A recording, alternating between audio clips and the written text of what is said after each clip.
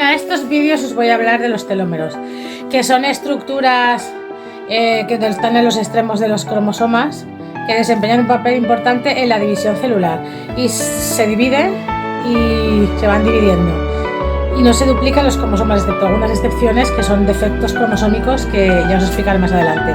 Todas las células tienen una proteína que las repara, que es la telomerasa, para devolverle al tamaño original, y esto se intenta activar en células adultas, pero tenéis que saber que si se divide mucho la célula se producen consecuencias desastrosas, porque se produce cáncer, porque la división conlleva que aparezcan distintos tipos de cánceres. Entonces ya sabéis que con los años se produce la ralentización de las células por su oxidación y envejecimiento, y se ha estado planteando si se puede hacer algo para prevenir el envejecimiento. Pero como ya sabéis que si se divide mucho, esto se está planteando en humanos, se están haciendo estudios con animales, con ratones de laboratorio y otros animales, para ver qué pasa. Pero la activación o desactivación de determinados genes reguladores del metabolismo hace que los organismos eucariotas se protejan en los envoltorios donde escasea alimento. O sea, se han visto que si hay menos células, es decir, si un individuo está más delgado, pues hay menos posibilidades de que esa división produzca cáncer. Pero claro, no va a estar todo el día así, porque cada uno tiene su cuerpo y su consistencia. Entonces con esto no se puede actuar. Entonces así han visto que en determinados, por ejemplo en las uvas, en la piel de las uvas, pues sí que también ralentiza, que se está utilizando. Entonces hace que la selección natural, cuando pasan los años, hace que los genes se deterioren, y entonces se ha visto que el individuo, cuando ya se ha reproducido y ha tenido sus hijos, entonces es cuando empiezan las mutaciones genéticas y cuando empiezan las células a estropearse, digamos. Es como si hubiera una orden interna que dijese, como ya ha tenido su vida, ha tenido sus hijos, ya ha tenido todo, pues entonces ya podemos empezar a dejar de funcionar normalmente. Entonces se ha planteado sustituir las células por otras nuevas y seríamos una persona diferente. Pero claro, si se sustituyen las células por otras nuevas y se empieza a dividir, si se divide mucho también, pues se puede producir un cáncer. Y si se viviese más, ¿qué sentido tendría entonces la gente joven? Porque viviría gente con muchísimos conocimientos y la gente joven estaría empezando. Entonces, se trata de sacar la eficacia de todo. Es decir, si se puede dividir la célula para que se ralentice el envejecimiento, hacerlo hasta un determinado punto. Lo que pasa es que lo están estudiando porque es muy difícil, no se ha podido llegar a un punto, a partir de ahí ya no se pueda traspasar y produzca el cáncer y otras historias, ¿no? Y luego, por otra parte, si se hace que la gente tenga hijos más tarde para que esas células se ralenticen más tarde, entonces la gente viviría muchos años, como Moisés, Matusalén y todos esos. Y entonces, ¿qué sentido tendría tener hijos? Que tendría que tener otra vez, empezar a acumular conocimientos que solamente tienen esos ancianos que llevan muchas vidas y que tienen muchos conocimientos. Entonces, se puede decir que desde la primera disección, la lección de anatomía que hubo en Uppsala, hasta el día de hoy han transcurrido numerosas épocas y numerosos avances. Ahora está la tecnología también ayudando al hombre, y lo siguiente, pues se intenta que el hombre sea como Dios, que el hombre sea constructor, que el hombre sea creador y que el hombre sea un Dios en potencia, como son todos los hombres, pero que no se han dado cuenta. Y al mismo tiempo se intenta aplicar la ciencia en beneficio de los hombres, pero se tiene que estudiar mucho porque se producen muchos problemas y todavía no está todo, digamos, controlado. Y ahora os voy a hablar de los cromosomas, que son estructuras que están en el núcleo de las células y contienen las proteínas que le ayudan a existir, que es la adenina, la guanina, la citosina y la tiamina. Y hay gente que tiene 47 cromosomas y esto es característico de los chicos del síndrome de Down.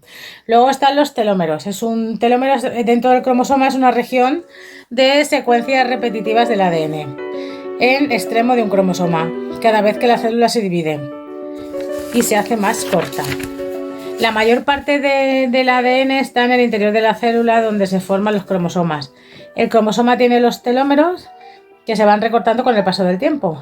Y tienen unas proteínas, que son las que he dicho antes, que se unen al ADN y entonces con dos cadenas que se enroscan en forma de espiral.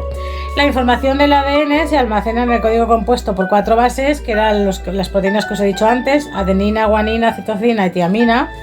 Y el ADN normalmente tiene 23 pares de cromosomas, que es mitad del padre y mitad de la madre.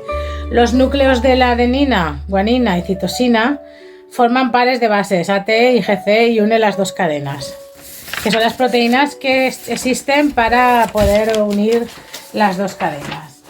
Y bueno, pues espero que os guste. Ahora os voy a hablar de los rayos X, para que sepáis que son un tipo de radiación que son compuestas de ondas electromagnéticas. Muestran el interior del cuerpo en blanco y negro porque los diferentes tejidos absorben diferentes tipos de radiación. Entonces, como tenemos calcio, lo absorben los huesos y por eso se ven blancos, y el resto de los tejidos se ven de color gris. El aire absorbe menor cantidad y por eso se ven los pulmones. Cuando están haciendo un rayos X en los pulmones, pues se ven negros.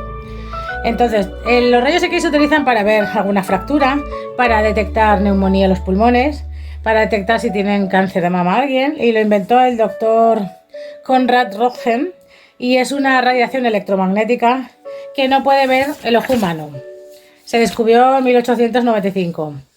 Y lo halló de forma casual, que en ciencia eso se denomina serendipia, cuando estás buscando una cosa pero hace otra. Entonces, él estaba en un tubo de ensayo buscando una cosa y entonces puso la mano, veía que tenía un papel el tubo de ensayo y que no pasaba la radiación que tenía que pasar, pero puso la mano y se veía los huesos, y entonces ahí empezó, y al final pues descubrió los rayos X. Por ejemplo, cuando se descubrió la penicilina, pues estaba Alexander Fleming, que luego la descubrió Louis Pasteur también, estaba estudiando bacterias y entonces dio con la penicilina, que fue pues una casualidad. Entonces, la penicilina, por ejemplo, trata de las infecciones de las bacterias sensibles, es decir, tiene un carácter bactericida. Así actúa sobre la bacteria y las elimina. Se usa para tratar infecciones de neumonía, infecciones del tracto respiratorio, la fiebre escarlata, infecciones del oído, piel, encías, boca y de garganta. Elimina estas bacterias, que son las que actúan en estos procesos que os he dicho, que es la coli, la K. pneumoniae, la H. influenzae, bacillus anaerobius y gram negativos. La concentración de su administración son 244, es decir, cuando se hace una concentración de penicilina, pues dura más o menos de 21 a 28 días, y ese mismo día pues tiene una concentración muy alta. Entonces, la forma de actuar de la penicilina es que atraviesa la pared bacteriana y no deja que las moléculas de partículas grandes entren en la célula, porque crea como una membrana semi-impermeable delante y entonces no entran.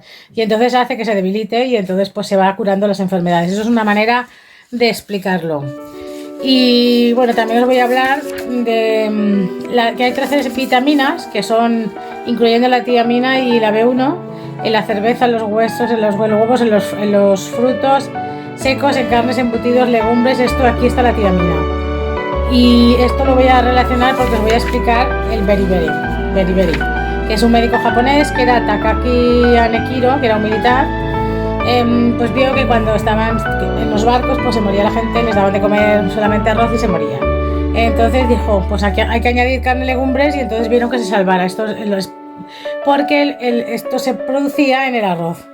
Entonces él, con otro colega que era Suzuki, encontraron un primer componente conocido como vitamina B1, porque es que no tenían vitaminas y por eso les pasaba esta enfermedad. Y por eso os estaba hablando yo de la tiamina o B1.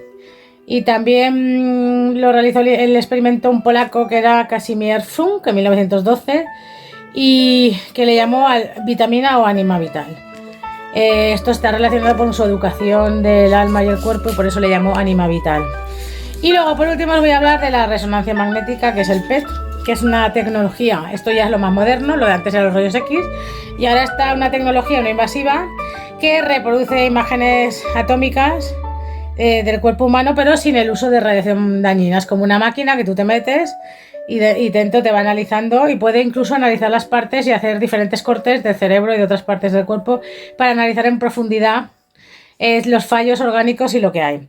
Entonces, aquí se detectan anomalías congénitas, tumores, patologías neurodegenerativas, procesos epilépticos, infecciosos y metabólicos. Entonces, es una radiación de iones. El TAC es para ver los huesos y los pulmones, y el otro pues es para ver lo que os he dicho. Y con ello se puede ver todo el cuerpo, que además luego lo pueden cortar en trozos y así se ve como si fueran lascas y se puede ver hasta el último milímetro del cuerpo para ver su funcionamiento y si tiene alguna patología que se pueda solucionar. Y bueno, espero que os guste y me deis un like.